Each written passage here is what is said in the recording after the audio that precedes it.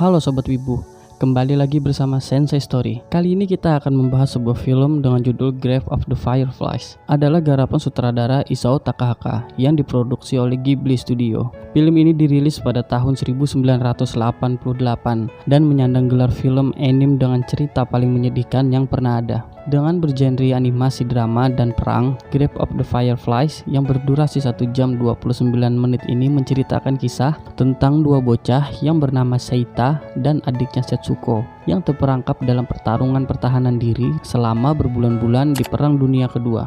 Sebelum kita masuk ke dalam isi ceritanya, jangan lupa ini adalah konten full spoiler. Langsung saja kita masuk ke dalam isi ceritanya.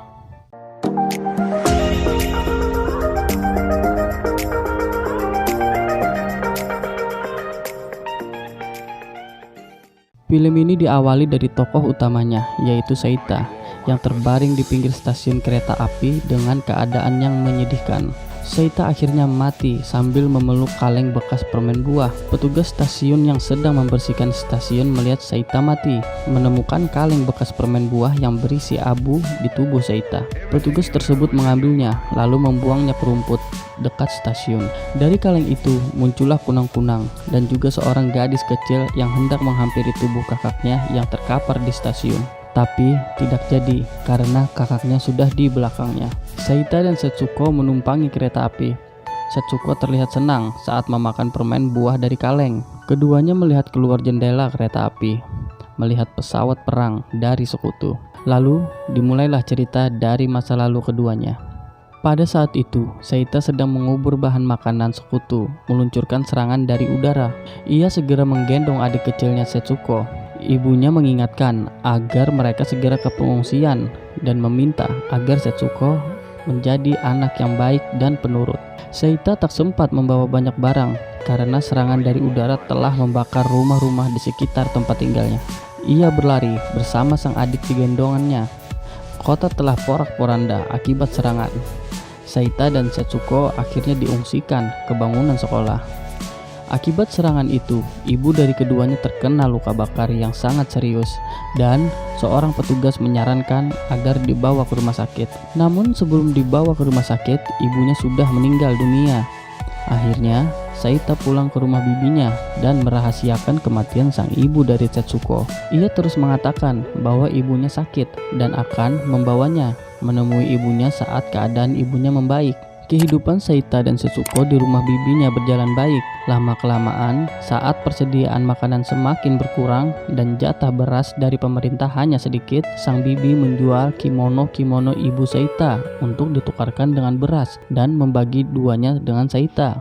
Saat Seita sudah tidak punya apa-apa dan keadaan di rumah bibinya mulai memburuk, lama-kelamaan bibinya mulai menunjukkan sikap tak sukanya pada Seita dan Setsuko. Hingga suatu hari Seita memutuskan untuk pergi dari rumah bibinya. Seita menemukan sebuah tempat perlindungan mirip gua di tepi danau dan memutuskan untuk tinggal di situ.